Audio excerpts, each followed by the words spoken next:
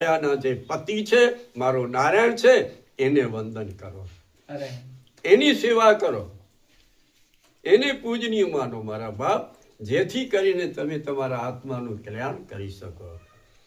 તો કહેવાનો મતલબ એ છે કે માયા કોઈ દિવસ કોઈને સુખી કર્યો નથી. સુખી કરનાર તો એક જ પરમાત્મા છે. અને તમારા મનને શાંતિ આપવા માટે હરિકથા છે, મનને શાંતિ મળે એના માટે સત્સંગ છે. અને મન પ્રસન્ન રહે, મન 24 કલાક પોતાના ઈષ્ટના દર્શન કર્યા કરે, એના માટે માનસિક સેવાની જરૂર છે.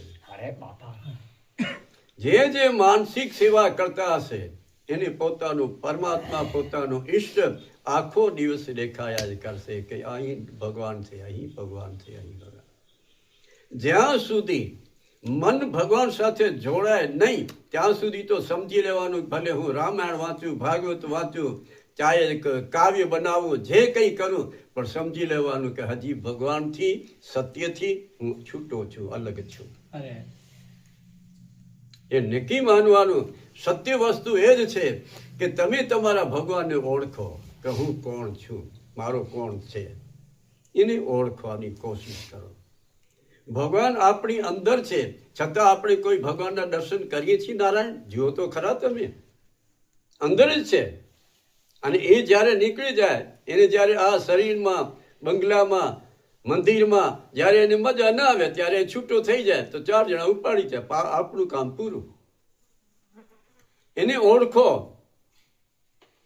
એની સાથે મન સાથે એવો પ્રેમ કરો તમે કે તમારી અંદર જે છે એ 24 કલાક 5 મિનિટે તમે તમારા ઈષ્ટના દર્શન કરો તો એ તમારો ઈષ્ટ તમને પાપ કરવા દેશે જ નહીં.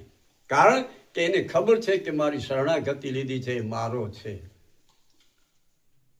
મારો ક્યારે કહેવાય? જ્યારે મારો થઈને રહે ત્યારે કહેવાય, નહીં તો મારો કહેવાય નહીં. બધાને આપણે કહીએ તમે તો મારા છો, પણ દીકરો આવે ને ત્યારે કહી દઈએ કે બીજા બધા દૂર, બાકી આ મારો દીકરો છે. જેમ દીકરાને તમે તમારો સમજો છો એવી રીતે તમે તમારા ભગવાનને સમજી લો કે આ મારો ભગવાન છે, આ મારો ઈષ્ટ છે. ધીરે ધીરે જ્યારે સત્સંગ વધતો જશે,